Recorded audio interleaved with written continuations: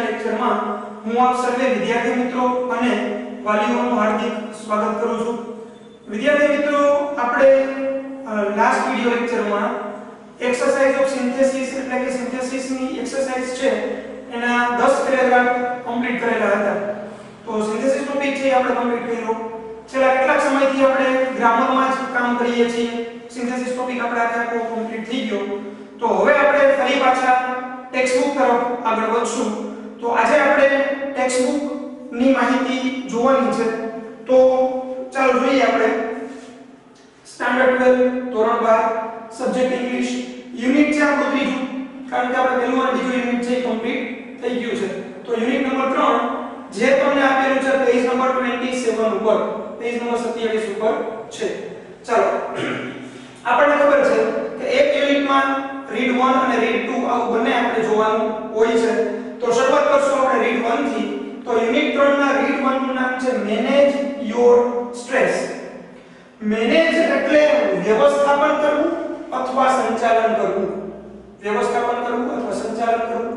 Your એટલે તમારા, stress એટલે તણાવ, તણાવ જેને આપણે કહીએ, તણાવ કહીએ, ટેન્શન જેને આપણે કહીએ।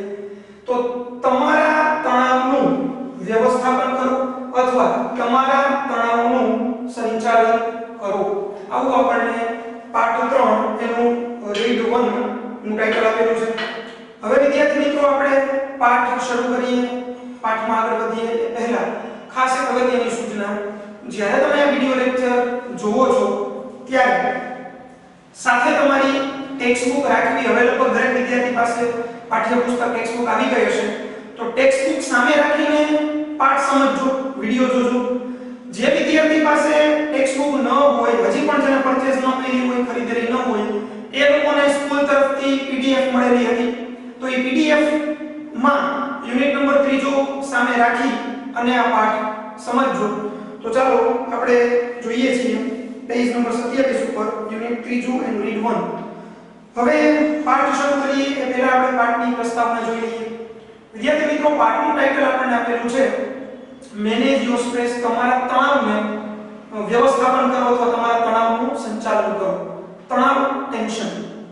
વિદ્યાર્થી મિત્રો, શબ્દો આપણે સાંભળીએ, બરાબર? ટેન્શન, તણાવ શબ્દ સાંભળીએ આપણે એટલે કદાચ તમને એમ થાય કે આ શબ્દ અમને સૌથી વધારે લાગુ પડે છે। ટેન્શન, તણાવ અમને વધારે લાગુ પડે છે કેમ કે 12મા ધોરણમાં છીએ અમે, બોર્ડની પરીક્ષા અમારે આપવાની છે। અત્યાર સુધી તો કઈ નક્કી નહોતું કે બોર્ડ પરીક્ષા લેશે કે કેમ, પણ હવે તો ડિસાઈડ થઈ ગયું છે 21 મે, બરાબર, તમારી બોર્ડની પરીક્ષા લેવાશે। એટલે તમને એમ થતું હશે સૌથી વધારે ટેન્શન અમને છે અત્યારે કે બોર્ડની પરીક્ષા અમારે દેવાની છે, તૈયારી હજી કરવાની છે, પાછો 7 વિષય તૈયાર કરવાના છે, એટલે સૌથી વધારે ટેન્શન અમને છે। પણ એવું હકીકતમાં હોતું નથી। દરેક વિદ્યાર્થીને એમ લાગે કે દરેક વ્યક્તિને એમ લાગે કે સૌથી વધારે ટેન્શન જે છે એ મારી ઉપર જ છે। અને જેમ તમને લાગે છે, મને પણ એમ લાગતું હોય કે ભાઈ મારી ઉપર પણ ઘણું ટેન્શન છે। તમને એમ થતું હશે તમને શેનું ટેન્શન? તમારે તમને ભણાવવાનું છે, તમારે થોડી બોર્ડની પરીક્ષા દેવાની છે, બરાબર છે?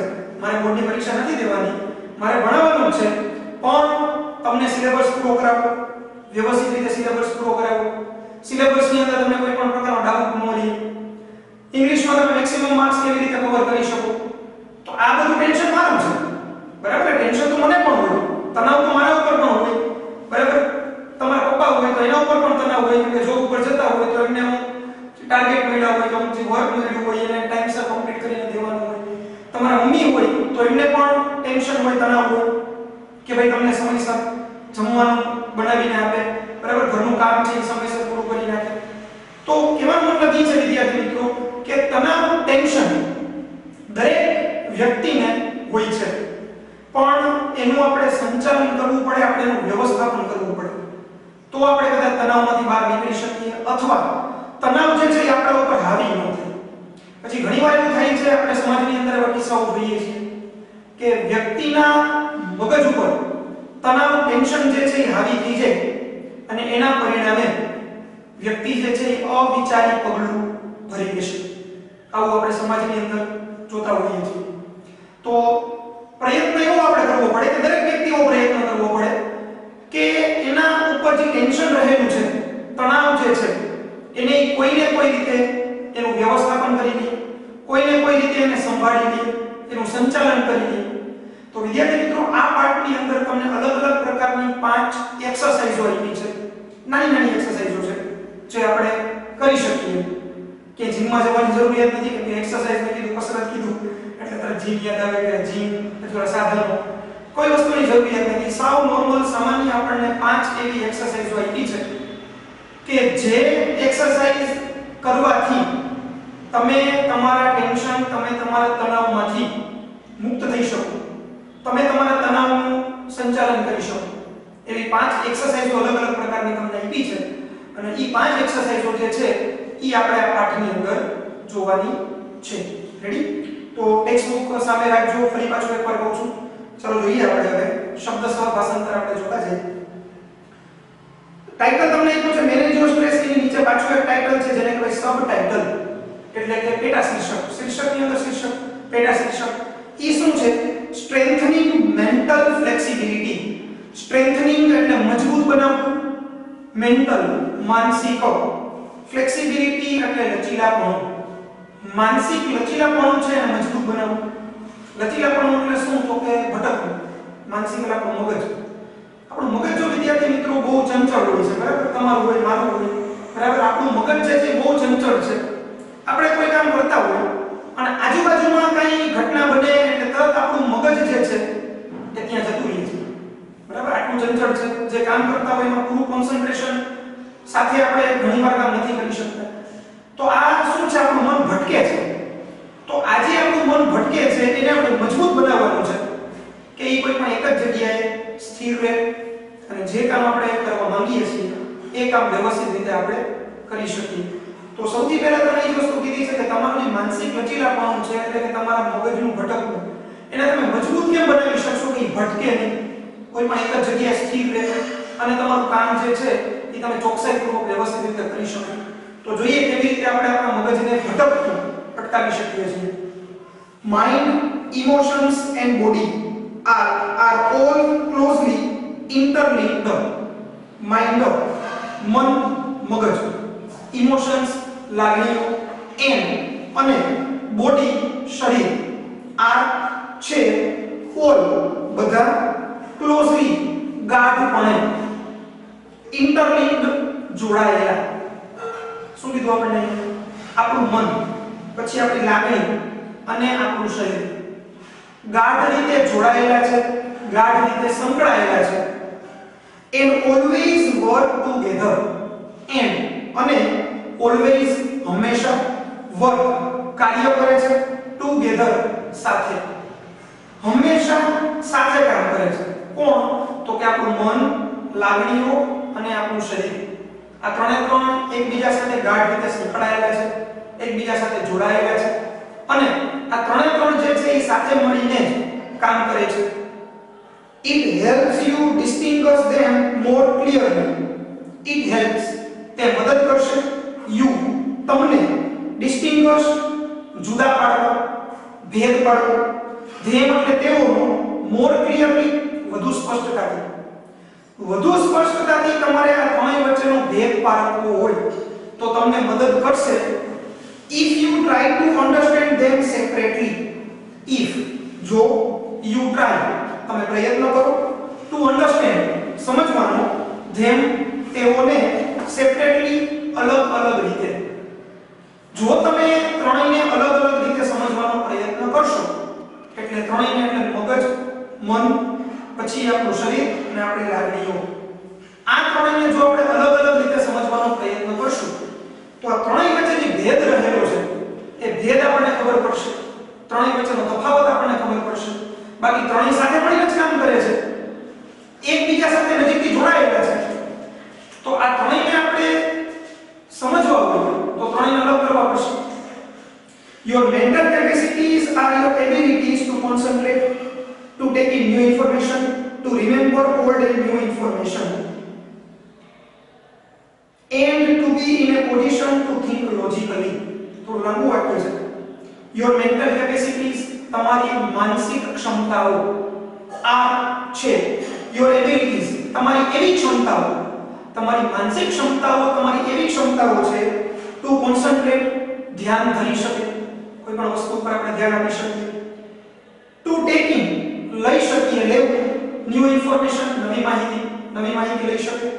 ટુ રિમેમ્બર યાદ રાખવું, ઓલ્ડ એન્ડ ન્યુ નવી અને જૂની ઇન્ફોર્મેશન માહિતીને, નવી અને જૂની માહિતીને યાદ રાખે છે. And to be in a position અને એવી સ્થિતિમાં એવા સ્તર ઉપર પહોંચી જાય છે ટુ થિંક એટલે વિચારવા, લોજિકલી એટલે તાર્કિક રીતે વિચારવા માટે એવી સ્થિતિમાં પહોંચી જાય છે. આ બધું શું છે? આ બધી આપણી માનસિક ક્ષમતાઓ છે. બરાબર, આપણી માનસિક ક્ષમતાઓની અંદર કઈ કઈ વસ્તુનો સમાવેશ થાય કીધું અહીંયા કે એક તો આપણે કોઈ પણ બાબત ઉપર ધ્યાન આપીએ છીએ. દાખલા તરીકે તમે વાંચતા હોય તો વાંચતી વખતે તમે જે બુકની અંદર ધ્યાન આપો છો તો એ તમારી માનસિક ક્ષમતા છે. એટલે કોઈ પણ વસ્તુ પર ધ્યાન આપવું.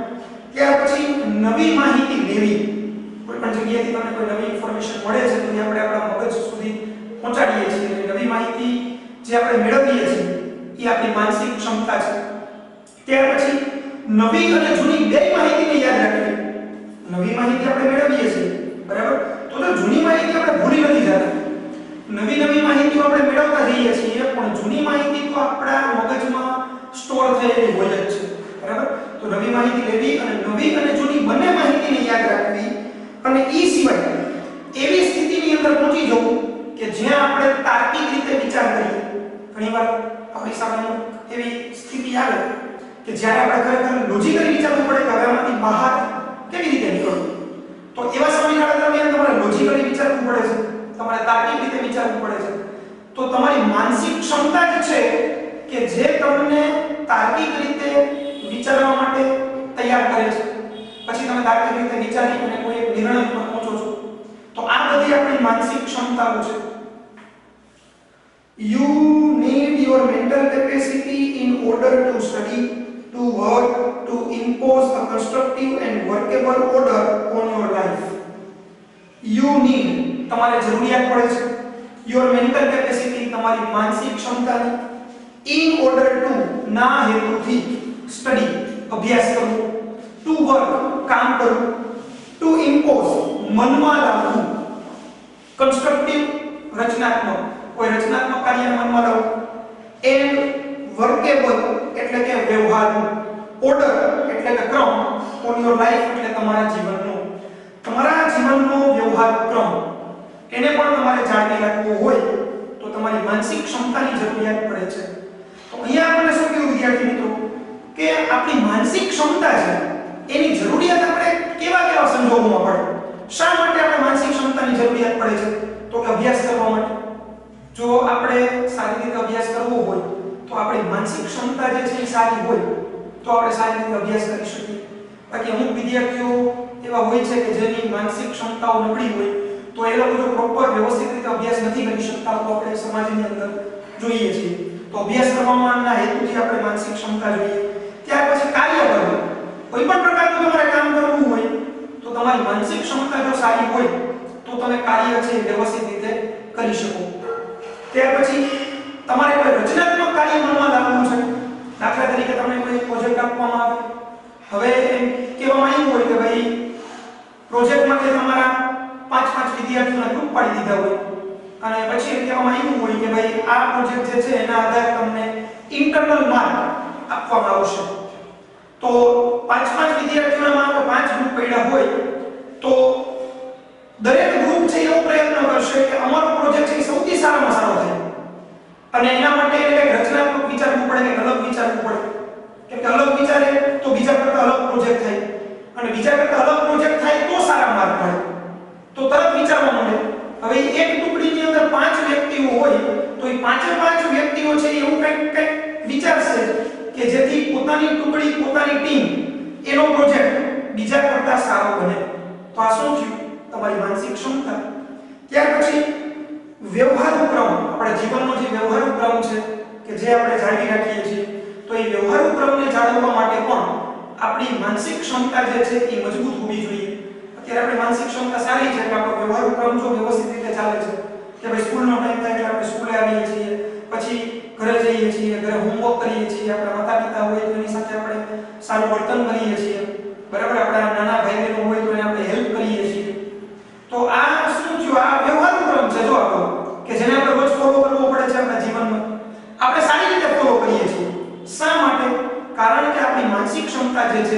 સારી છે એટલા માટે. તો આ બધા માટે આપણે જરૂરિયાત પડે છે માનસિક ક્ષમતાની. and to make rational day to day decisions. હજી પાછી એક વસ્તુ કીધી and અને to make એટલે લેવા. આમ તો make એટલે બનાવવું થાય પણ અહીંયા જો લેવા. rational એટલે વિવેકસભર એટલે કે વિવેકપૂર્ણ. day to day એટલે રોજબરોજના. decisions એટલે નિર્ણયો. વિદ્યાર્થી મિત્રો રોજબરોજના જે નિર્ણયો આપણે લેવા પડે છે એના માટે પણ આપણી માનસિક ક્ષમતા જે છે એ મજબૂત હોવી અનિવાર્ય છે, મજબૂત હોવી જરૂરી છે. રોજબરોજ આપણે કઈક નિર્ણયો લેવા જ પડતા હોય છે. દાખલા તરીકે તમને હોમવર્ક મળે છે તો એ હોમવર્ક કરવું કે ન કરવું, બરાબર, એ તમારું એક ડિસિઝન છે, રેશનલ ડિસિઝન છે. જો તમારો વિવેકપૂર્ણ નિર્ણય લેવાનો છે તમારે કે હોમવર્ક કરવું કે ન કરવું. કારણ કે અત્યારે હોમવર્ક આપીએ છીએ તો ઘણા વિદ્યાર્થીઓ વિચારતા હશે કે આ હોમવર્ક સાહેબ આપે છે નથી કરવું, આપણે ક્યાં કોઈ ચેક કરે છે. પણ એ વિદ્યાર્થીઓને ખબર નહીં હોય કે જ્યારે સ્કૂલ ખુલશે ત્યારે એક સાથે બધું હોમવર્ક માંગવામાં આવશે તો ત્યારે ચેક થશે, ત્યારે નહીં કર્યું હોય તો પછી જે તે સમય જે પનિશમેન્ટ આપવાની હશે પનિશમેન્ટ આપશે. તો આ શું થયું? વિવેકપૂર્ણ નિર્ણય. જ્યારે કેટલાક વિદ્યાર્થીઓ એવા પણ હશે કે રોજનું હોમવર્ક એ લોકો રોજ કરી જ નાખતા હશે તો એને વિવેકપૂર્ણ એવો નિર્ણય લીધો કે હોમવર્ક આપણે કરી નાખવાનું છે. ચેક કરે કે ન કરે એ પછીની વસ્તુ છે, પણ જે હોમવર્ક તમને મળે છે એ હોમવર્ક કોઈ તમારી ગધા મજૂરી માટે મળતું નથી. એ હોમવર્ક એવું હોમવર્ક છે કે એ જ હોમવર્કને લગતું તમને પરીક્ષાની અંદર પૂછાવાનું છે, બોર્ડની પરીક્ષાની અંદર, બરાબર. તો પછી અમુક વિદ્યાર્થીઓ એવો વિવેકપૂર્ણ નિર્ણય લે કે આપણે હોમવર્ક કરી નાખીએ, ચેક થાય કે ન થાય એ પછીની વસ્તુ છે. સર કેટલાક વિદ્યાર્થીઓ એવું વિચારતા હશે કે હોમવર્ક ચેક નથી થવાનું તો કરવું નથી. તો જો વિવેકપૂર્ણ નિર્ણય તો થયો છે, બરાબર. એક એવો વિવેકપૂર્ણ નિર્ણય લીધો કે આપણે હોમવર્ક કરવું છે, બીજા એવો નિર્ણય લીધો હોમવર્ક નથી કરવું. તો આ રોજબરોજનો નિર્ણય થશે. જો રોજ હોમવર્ક આવે છે તમારે, બરાબર, તો આ રોજબરોજનો વિવેકપૂર્ણ નિર્ણય લેવા માટે પણ આપણી માનસિક ક્ષમતા જે છે એ સારી હોવી જરૂરી છે. ફોર એક્ઝામ્પલ, ઉદાહરણ તરીકે, if you had the choice of walking to work or taking the car, if you had, જો તમારી પાસે હોય the choice એટલે વિકલ્પ, of walking ચાલીને જવું, to work એટલે કાર્યના સ્થળે કામ કરવાની જગ્યાએ, or અથવા ટેકિંગ લઈ જવી, the car એટલે કાર. તમારી પાસે બે વિકલ્પ છે. તમે કોઈ જગ્યાએ કામ કરો છો, ઈ જગ્યાએ કામ પર પહોંચવા માટે એક તો ચાલીને જવું અને બીજું છે કાર લઈને જવું. આવા બે વિકલ્પો, આવી બે ચોઈસ તમારી પાસે છે. The fact that it was raining hard and you had a cold would lead you to the decision that it was better to take the car. The fact એટલે હકીકત, that એટલે કે હકીકત એ છે કે it was raining, વરસાદ પડી રહ્યો છે, hard એટલે ભારે, સખત. હવે પેલા તમને શું કીધું? તમારી પાસે બે ચોઈસ છે, બે વિકલ્પ છે. કાર્યના સ્થળ ઉપર ચાલીને જવું કે પછી કાર લઈને જવું. હવે તમે પરિસ્થિતિ કીધી. પરિસ્થિતિ કેવી છે? બહાર જોરદાર વરસાદ પડે છે, બહાર ખૂબ જ વરસાદ પડે છે. અને you had તમને થયેલી છે cold એટલે શરદી, could lead you તમને દોરી જશે to the decision નિર્ણય તરફ, that કે it was better સારું રહેશે to take લઈને જવું, the car એટલે કાર. પહેલા તમને બે વિકલ્પ આપ્યા, પછી તમને પરિસ્થિતિ કીધી. વિકલ્પ બે છે, કાર લઈને જવું, ચાલીને જવું. હવે પરિસ્થિતિ જોવો. પરિસ્થિતિ કેવી છે? બહાર જોરદાર વરસાદ પડે છે, તમને શરદી થઈ ગઈ છે. તો એવા સમયગાળા દરમિયાન તમે શું નિર્ણય લેશો? કાર લઈને જોયા છે, કારણ કે હાલો છત્રી લઈને જાય તો પલળીએ તો નહીં, પણ જે બહારનું ઠંડુ વાતાવરણ છે એની અસર તો તમને થવાની જ છે.